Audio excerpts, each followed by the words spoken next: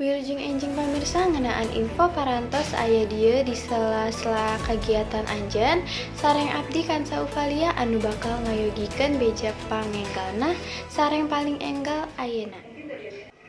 Pamirsa tadi penting aya kecelakaan tunggal fatal di Tol Cipali tanggal 16 Januari 2023.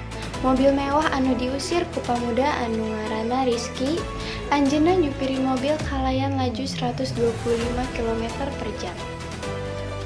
Mobil nu nomor polisi B3763AH nabrak wamisa jalan lantaran rem mobilna gagal. Untungna mobil Ferrari warna hideung teu kacekel ku pamake jalan sejen sabab harita Tol Cipali rada macet dina arah sebalikna. Untungna dina waktu kecelakaan teu aya korban jiwa, tapi supir mobil Ferrari ngalaman tatu serius sarta ayeuna keur dirawat di rumah sakit Pangcaketna.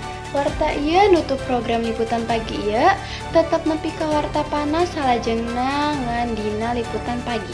Abdi kansa Uvalia pamitan, wilujeng enjing sareng ningali anjeun pas.